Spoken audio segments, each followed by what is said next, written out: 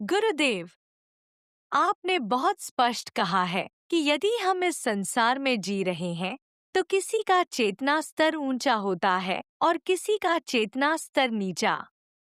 तो यदि हमारे साथ कोई घटना घटती है, आपने कहा कि संसार हमारे भीतर से आता है और हमारी समस्याएं भी हमारी ही होती हैं।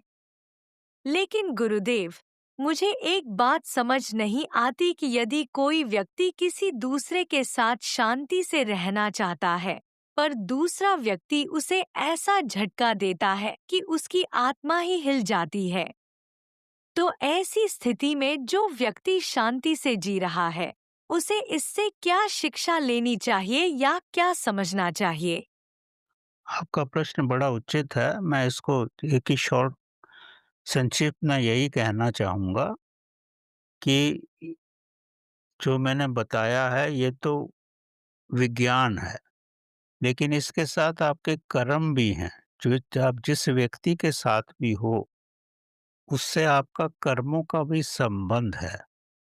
पिछले जन्म के कर्म भी हो सकते हैं, इस जन्म के भी कर्म हो सकते हैं। तो आपसे वो अगर वो आपके साथ उचित व्यवहार नहीं करता, तो इसका मकसद यही है किसी समय में आपने उसके साथ ऐसा ही व्यवहार किया होगा। अब वो उसको तुलनात्मक रूप में बराबर कर रहा है, तो इसको आप इस रूप में स्वीकार करो। अगर ऐसा होता है तो आप बिल्कुल शांत रहो। अगर आप रिएक्ट नहीं करोगे तो आपके कर्म यहीं पर समाप्त हो जाएंगे। तो उस कर्मों का बैलेंस हो गया।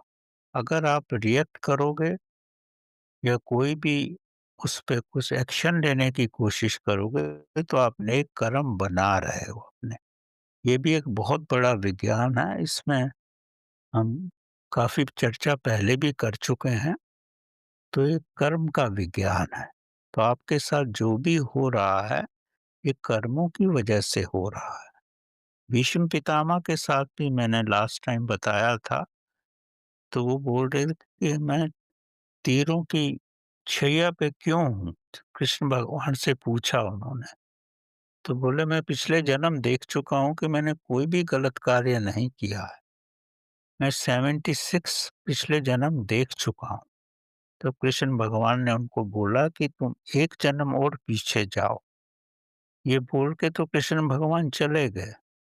तब साधना की अवस्था में जाकर के वो एक जन्म और पीछे गए। तब उन्हें आभास हुआ कि उस जन्म ने में उन्होंने एक सर्प को मारा था और सर्प को तड़पते हुए पेड़ पे टांग दिया था। तो कहने का मतलब ये है कि जैसा आपने कर्म किया है ना किसी भी रूप में, वो आपके समक्ष आ जाता है।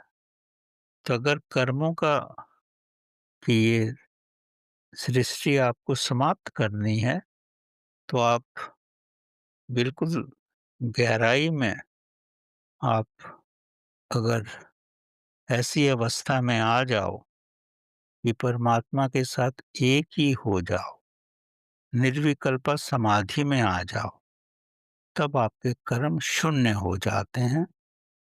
तब आप शून्य लेवल पे आ जाते हो।